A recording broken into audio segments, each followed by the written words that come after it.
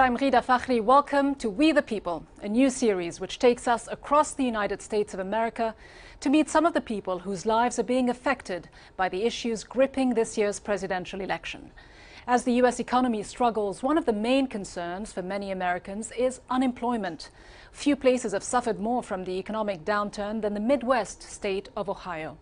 It was once a major industrial powerhouse, but in the last 8 years, over 250,000 jobs have disappeared. The city of Dayton was once a thriving manufacturing town. Recently, companies such as Delphi, which supplied automobile parts to General Motors, have shut down plants and filed for bankruptcy. Many blame this on international trade agreements such as NAFTA, which make it easier for American companies to find cheap labor abroad. Ohio is a strategic battleground state. It's been visited by all three presidential candidates more than 80 times as they promise the creation of new jobs. We the People traveled to Dayton to hear how people are getting by amid their losses and promises of a better future. My name is David Rayford. I am 31 years old. I was an employee of General Motors for 7 years. I did everything I could for GM. Why did they get rid of my job? We were living off of my income only. My name is Donika Rayford. I am the wife of David Rayford. Right now, I'm a customer service rep. She works a 20-minute drive from where we live, and not because she wants to be there, that's just where the job was, because she couldn't find nothing within the city limits. And I'm still searching. We'll use $15 to $20 a day in gas. You put in $30 now, you won't even get 10 gallons. And you hope that that'll take care of the next 2 days at least. And now we're surviving off of her income. We used to ride past the plant, and I used to look at the place going up and say, one day I'm going to work for them, and once I get in there, I'll have it made. And for Dayton, Ohio, it was the best, highest paying job that you could find around here without a college education. General Motors had their own secret society. You get discounts for being a GM employee, and it's love everywhere. You could get a loan without any problem. You could get houses, you could get cars. We could make it off of my income alone. She didn't even have to work. Matter of fact, she was just going to school. About a year after being married, we went and purchased a house. Then came June 2006. June 30th, my last day at GM. The announcement, it hit hard. It hit the news all that day, that night. GM is cutting X amount of workers, and I knew I was one of those numbers. We was just getting into the second year of marriage, and it was a little much. So we actually ended up splitting 5 months after my last day at GM. We don't have no money and, can't find a job. Well, what are we going to do? I'm going to lose the house, going to lose my car. Are we going to be able to keep the lights on? Are we going to be able to have hot water? It's a physical strain. It's an emotional strain, which is very draining. The relationship, it just went completely downhill. So it was just a mutual decision. We just split. So I kept up with the house for a little while. But once the money ran out and my options ran out on income, I just couldn't keep up. I lost my house. We bought it for $60,000. Right now, the house, as we're selling it, we're got on the market for $40,000. The houses we were told in this area are going for $35,000. We got into adjustable rate mortgage, which it starts off real low. After the 24th month, it'll skyrocket. Then after we split, it went up. So I was doing everything I could, working odd jobs here and there, but then, it just got to a point to where I found out the hard way that my arms were only so long. Adjustable rate mortgages are set up for people to fail anyway. More than 150,000 households in Ohio have been hit with home foreclosures. I haven't even had anybody look at the house. I'll be lucky to find a buyer. I'll be blessed to find a buyer. I'm just trying to get out free and clear. People are holding on to every penny that they got. One by one, you see little stores suffer, close down. It was like misery was getting real contagious around here. Many of our products got shipped by rail, But as you can see, there's no manufacturing here anymore, so they just whisk right through because there's no reason to stop anymore.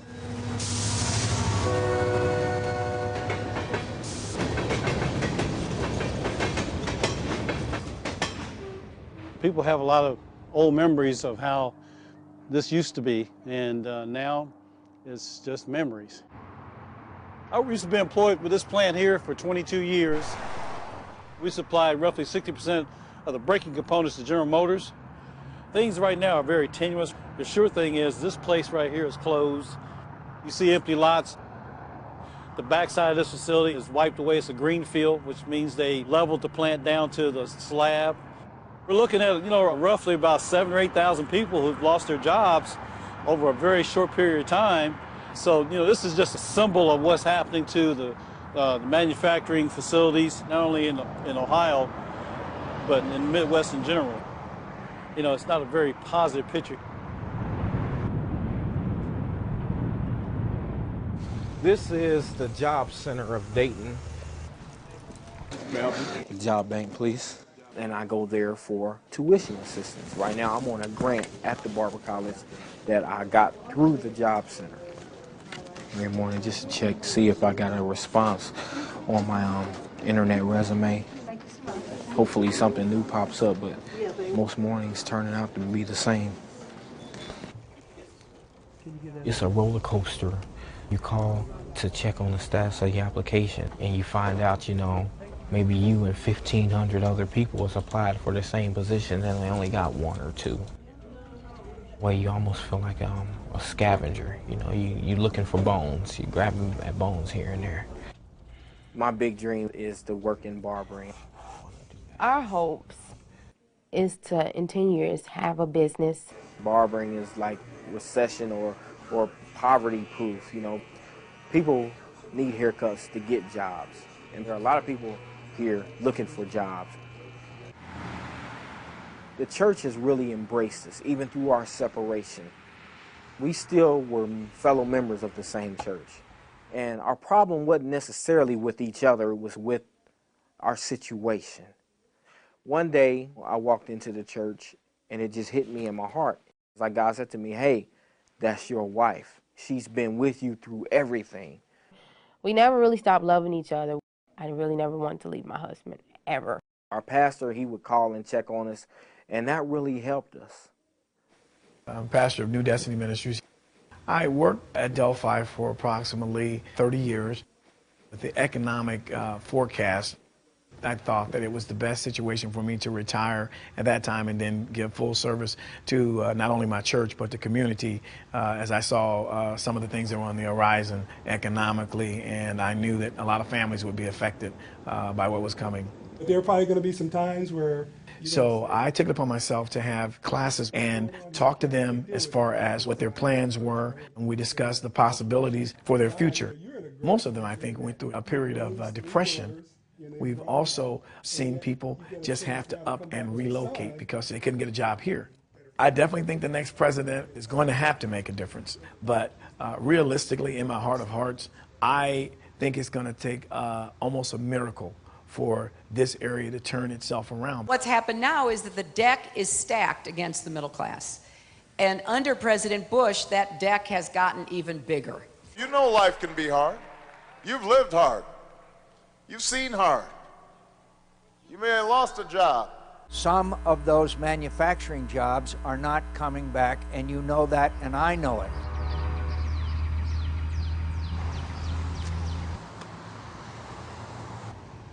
We are open for business. This is what I love right here, because this is my goal, getting into barbering. This is what I come to school for. I was at Delphi from 1995 until December of '06, and then I came to school here. I seen it coming. As the years went on, we outsourced a lot of jobs, and as we outsourced jobs, that was people that was lost. Those jobs were no longer there, so yeah, I seen it coming. A lot of the talk about turning NAFTA back, I'd like to see it. This is rightly a big issue in Ohio. We need to have a plan to fix NAFTA. We've been negotiating, just looking at corporate profits and what's good for multinationals, and we haven't been looking at what's good for communities here in Ohio, in my home state of Illinois, and across the country. A lot of the politicians in America talk a lot. Do I think they'll do anything about it? I don't think so. I don't think there'll be much done about it. Right now I'm leaning towards Hillary. I think Hillary has a little bit more experience with how to run the office, basically. I am voting for Obama. Not that I have anything against Hillary. Maybe if we could have two presidents, I'd probably vote for them both, you know. My son, I hope, would be okay by him witnessing what we've been through in this situation. My worst fear is that it just keeps rolling downhill. Well, this city might become a ghost town. People are here, but jobs are not.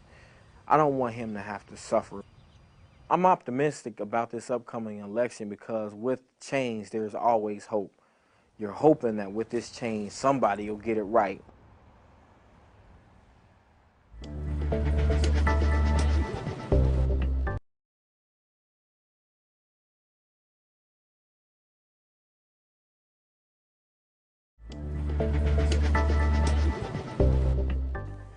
Hi, my name is Dan Perkins. I'm from Dayton, Ohio, and I'm 58 years old. For almost my entire life, I've been working in labor positions. That's been getting me through so far. I've had diabetes for 44 years. I have to give myself insulin injections.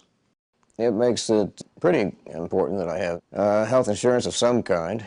I have to pay for out of my own pocket. The entire amount is costing me $433, and that's a huge chunk.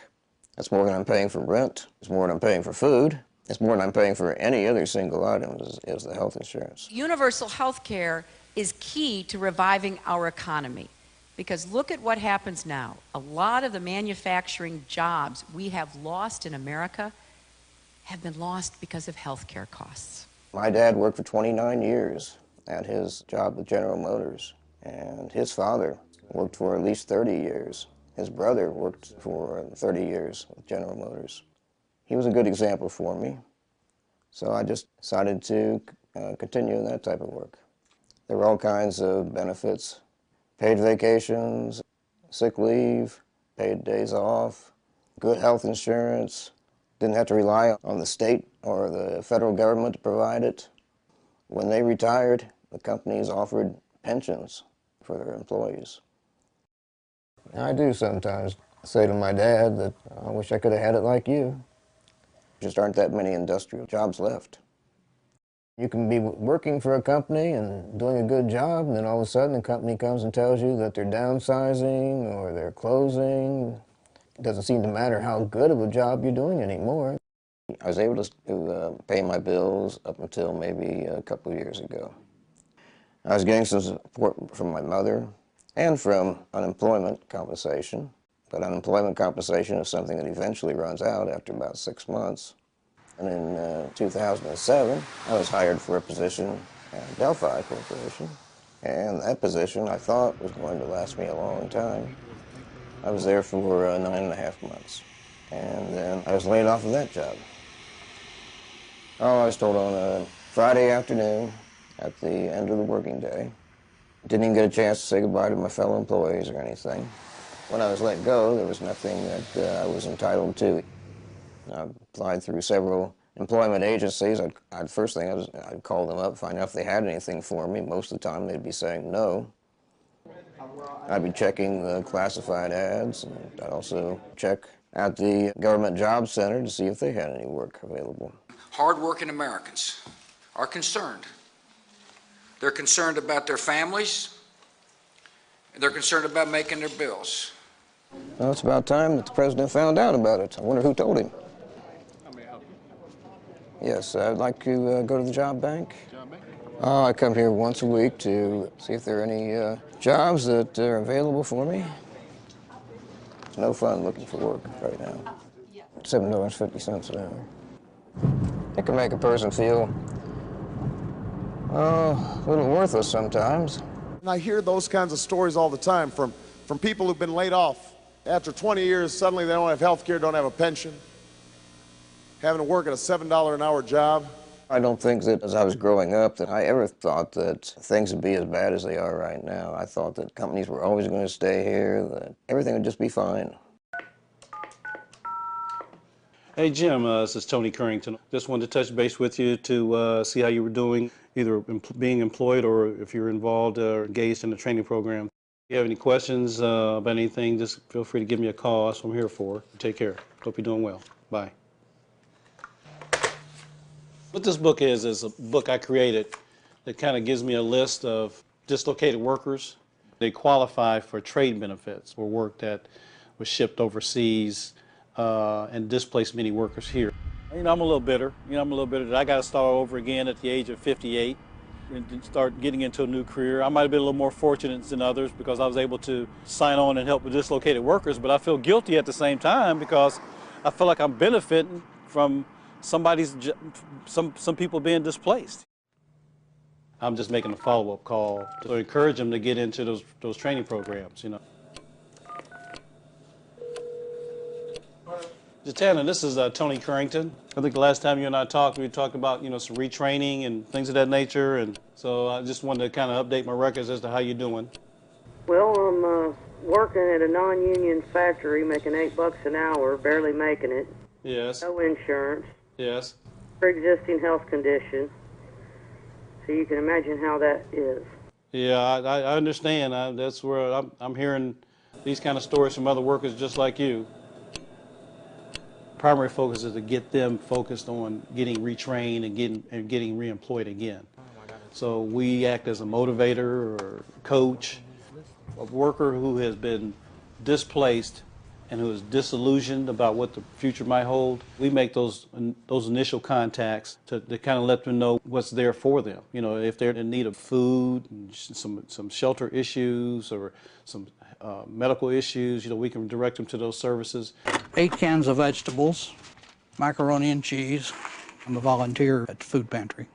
We serve dislocated workers, laid off workers. They have to basically swallow their pride and come in and ask. We will serve them. There's 88 more pantries in this area.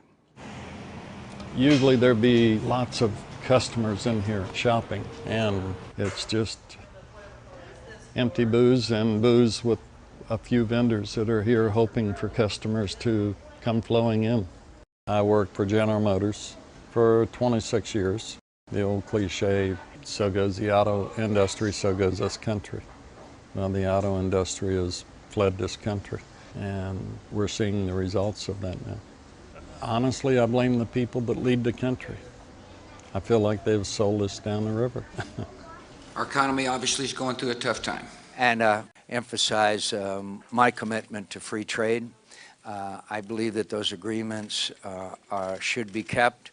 So it's time that the American worker had a partner in the White House. Somebody who's going to get up every day and say, what can I do today to save jobs and grow jobs and provide quality, affordable health care to every single American? We don't need the same old folks doing the same old things, playing the same old games over and over again. Ohio is an important state as far as the elections are concerned. I would define myself basically as a Republican because of abortion and social issues. I voted for George W. Bush. The dream that so many generations fought for. I like what Barack Obama had to say in regards to make sure that the government realizes that we've got to offer incentives to keep these companies here in the United States. We have to stop providing tax breaks for companies that are shipping jobs overseas and give those tax breaks to companies that are investing here in the United States of America. Of the 3 major candidates, I'm leaning more towards Barack Obama. The implication is if you talk about hope, this is definitely a new thing for me. Finally, I did get a call from an agency.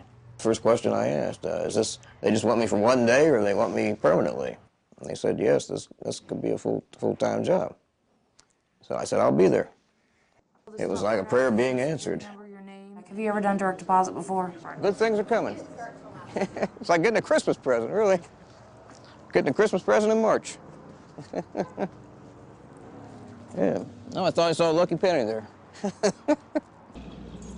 I hope and pray that it'll be the last time I'll have to look, because it's just no fun. Especially now. I mean, 20 years ago, it wasn't that difficult. The long drive back and forth. I'm just hoping my car holds up, because my car is 11 years old. I have to work about 4 hours in order to fill up my gas tank. So that'd be about half a day's pay. And I just spent $31 at the same station about 5 or 6 days ago. I'm very happy about finally receiving the paychecks. The last check I received was almost 4.5 months ago. Seems like a nice company to work for. I know that 2 of their customers are Honda and Toyota. I'm happy to be working there, and I hope that I'll be there a while. I'm looking forward to it. I basically had to look at it and verify that it was the right part. There's 30 in each box. We have to put a little sticker on each one of them. It was hard, because I mean it wore me out, but I think it'll work out all right. Oh, first thing I do is just sit down for a few minutes and just take a load off my feet, and then turn on the television.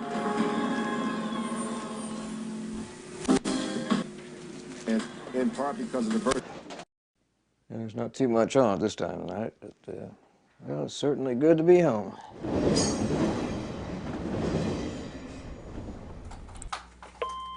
Hi, Daniel. This is Kim. I wanted to call and let you know that Green Tokai out at Prefer, they are ending your assignment out there, so you won't need to be going back out there.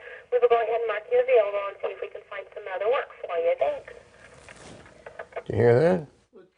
I just lost my job. So now I'm unemployed again. But I guess. So I'm starting all over again. Well, yeah, it's rough.